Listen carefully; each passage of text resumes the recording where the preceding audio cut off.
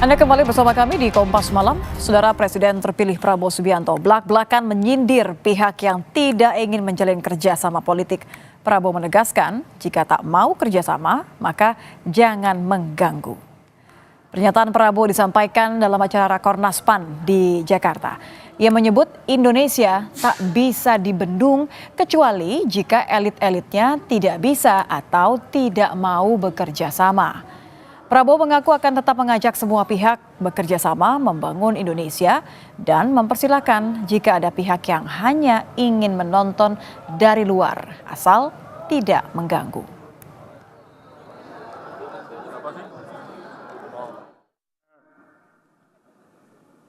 Akan berjuang terus bersama semua kekuatan yang mau diajak kerjasama.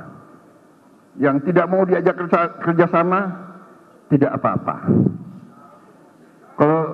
Kalau ada yang mau nonton di pinggir jalan, silahkan jadi penonton yang baik.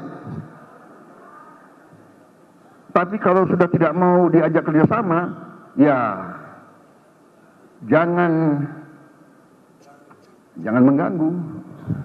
Orang lagi mau kerja kok. Kita mau kerja. Ya, lalu bagaimana menerjemahkan sindiran Prabowo soal pihak yang tak bisa diajak kerjasama? Kita akan bahas bersama dengan Direktur Eksekutif Parameter Politik, ada Adi Praitno. Selamat malam, Mas Adi. Selamat malam, Nitya. Mas Adi, ini pihak mana yang disindir Prabowo yang disebut tidak mau diajak kerjasama? Ya, tentu hanya Prabowo dan Tuhan saja sebenarnya yang tahu. Kira-kira pihak mana yang tidak mau diajak kerjasama. Karena statement beliau itu kan sifatnya general. Bisa partai, bisa orang, bisa kelompok kepentingan, ataupun gerakan-gerakan civil society yang memang sejak awal begitu kritis dengan Pak Prabowo Subianto. Tapi kan sebenarnya kalau kita melihat pembicaraan netizen sampai malam hari ini, yang disebut tidak mau bekerja sama itu kalau melihat gestur politiknya adalah PDIP.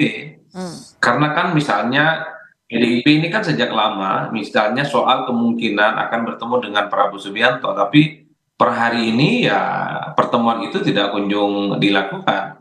Karena memang misalnya PDIP itu punya intensi dan bahkan kecenderungan berada di luar kekuasaan sebagai oposisi. Jadi itu pembicaraan-pembicaraan netizen ya. Cuman kan problemnya apa iya Pak Prabowo ini ingin menyindir pihak-pihak seperti PDIP yang tidak mau bekerja sama, tapi berpotensi misalnya mengganggu jalannya pemerintahan. Mengingat Ini memang hubungan lebih yang kemana, Mas Adi, kalau Anda melihatnya? Lebih yang mana? Ini lebih kepada penyindir bahwa ada indikasi ada yang mengganggu, atau indikasi, artinya gini, sudah terjadi gangguannya atau semacam antisipasi, hey jangan ganggu ya nanti kalau mau di luar nonton aja nggak apa-apa, tapi jangan ganggu nanti. Ya saya kira memang belum clear ya, apakah yang dimaksud dengan mengganggu itu adalah kritikan atau misalnya memberikan check and balances ataukah bentuk gangguan-gangguan yang lain yang justru akan mengganggu stabilitas politik pemerintahan yang akan datang. Kalau yang dimaksud mengganggu itu adalah check and balances, kelompok-kelompok kritis yang sering memberikan sikap kritis kepada pemerintah misalnya terkait dengan kebijakan-kebijakan yang tidak pro terhadap rakyat, ya tentu bukan mengganggu, tapi itu adalah bagian dari eksistensi demokrasi. Karena apapun partai politik, gerakan civil society, aktivis mahasiswa, aktivis-aktivis pro demokrasi, kalau melihat realitas politik yang tidak sesuai dengan kepentingan rakyat, maka wajib hukumnya memberikan kritik, memberikan masukan, tentu untuk membuat supaya kebijakan-kebijakan pemerintah itu on the right track, pro dengan rakyat, dan tentu saja sesuai dengan kepentingan masyarakat secara umum. Oleh karena itu, publik sebenarnya menunggu apa yang dimaksud dengan mengganggu. Sepanjang kritikan dan masukan itu diberikan dalam kerangka konstitusional sesuai dengan kaidah-kaidah demokrasi, saya kira tidak ada Itu persoalan. wajar saja ya, meskipun memang kan dari awal Prabowo mengatakan bahwa merangkul semuanya.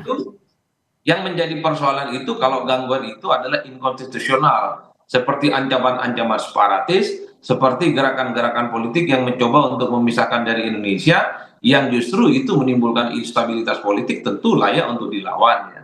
Tapi inilah yang sebenarnya sedang kita tunggu, apa terjemahan yang dimaksud soal kalaupun toh tidak mau diajak bergabung ya jangan mengganggu. Ini yang sepertinya per malam hari ini publik menganggap jangan terlampau takut, misalnya kalau di 5 tahun di masa pemerintahan yang akan datang muncul kelompok-kelompok kritis, muncul kelompok-kelompok aktivis termasuk partai politik yang tidak mau bergabung, itu justru berada di luar kekuasaan yang tentu saja sifatnya kritis dan akan resisten dengan kebijakan-kebijakan yang tidak pro terhadap rakyat. Justru Oke. disitulah kemudian demokrasi kita akan sehat, Mbak Nitya. Ya, kalau konteksnya adalah kerjasama politik ya, karena ini juga kan dibicarakannya di hadapan Partai Amanat Nasional yang memang bagian dari koalisi gitu.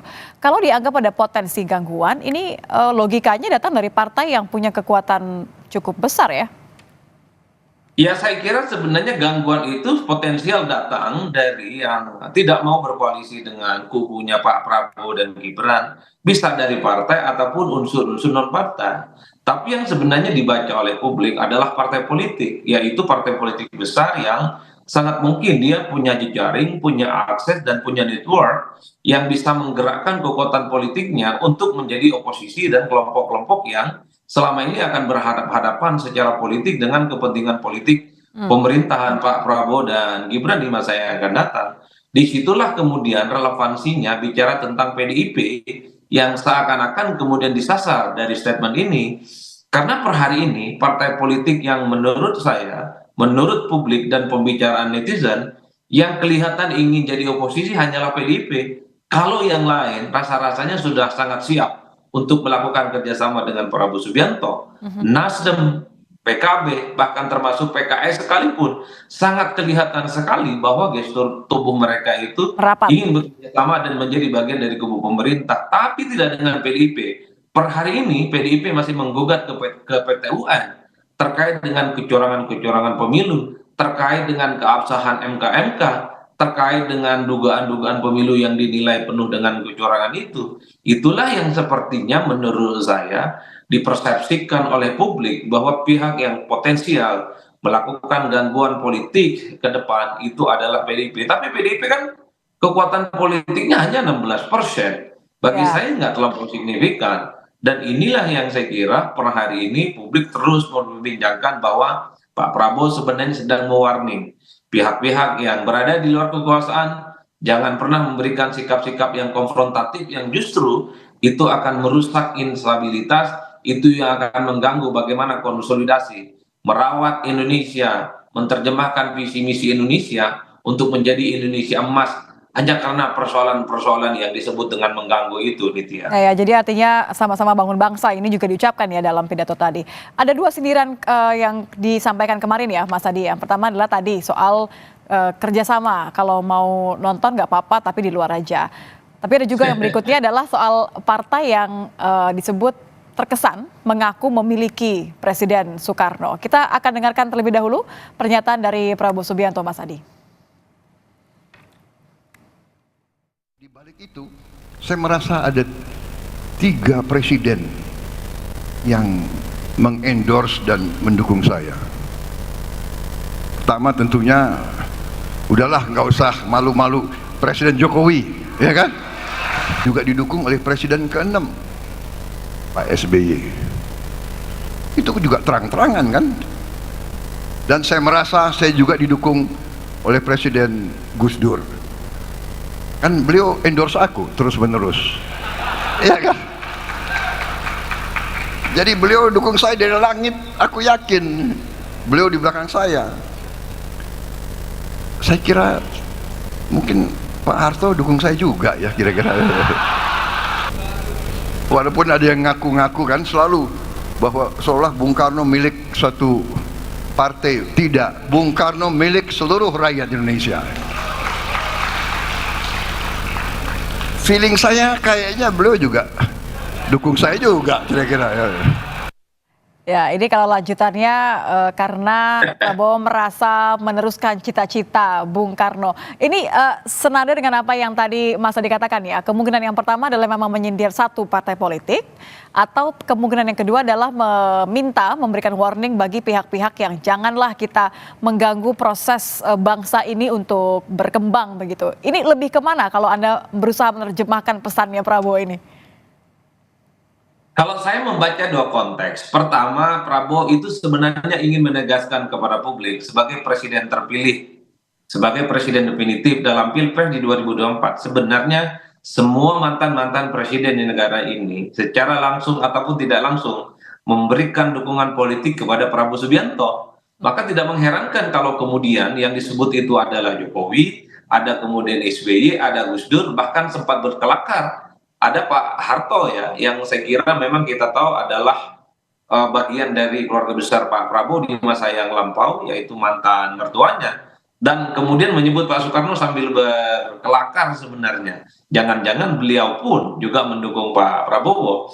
Bagi saya jelas itu mentionnya. Karena selama ini bahwa satu-satunya partai politik yang sangat identik dengan Soekarno, yang mereplika dari bagian politik Soekarno, platform politik kepentingan partainya adalah mereplika Soekarno, the one and only hanyalah PDIP, bukan yang lain. Ini bentuk sindiran politik sepertinya, karena hari ini PDIP itu merupakan partai politik yang secara absolut misalnya masih belum menyatakan bahwa Pilpres sudah usai, dan belum menyatakan bahwa Prabowo Subianto dan Gibran adalah sebagai presiden definitif, gitu loh Mbak Nitya.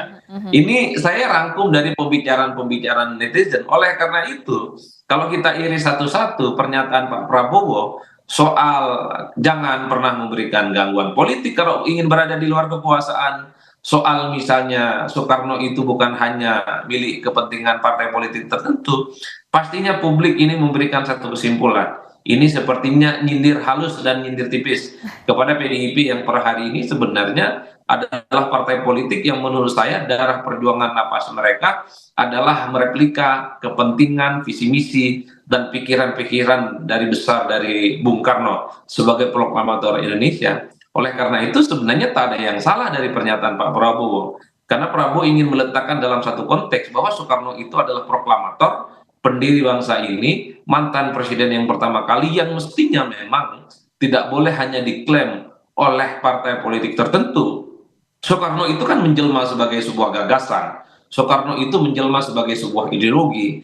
Soekarno itu kan menjelma sebagai sebuah pikiran tentang NKRI, tentang Pancasila, tentang nation state yang saya kira juga berhak untuk diklaim oleh partai-partai yang lain. Jadi dalam konteks inilah sebenarnya tak ada persoalan apapun ketika Prabowo mengatakan bahwa Soekarno itu milik semua. Dan tentu harus dihindarkan bahwa seakan-akan Soekarno itu hanya dimiliki, dikapling, dan dikapitalisasi untuk partai politik tertentu. Dalam konteks itulah sebenarnya bagi saya pernyataan Prabowo cukup normatif, cukup kontekstual. Yang menjadi ramai adalah karena dikaitkan dengan soal kemungkinan pernyataan ini seakan-akan memberikan sindiran politik kepada PDIP yang sangat mungkin akan berada di luar kekuasaan dan siap jadi oposisi dan tidak sejalan dengan Prabowo dan Gibran untuk 5 tahun yang akan datang pemerintahan. Berarti kita tinggal menunggu saja nanti bagaimana, apakah sindiran ini justru malah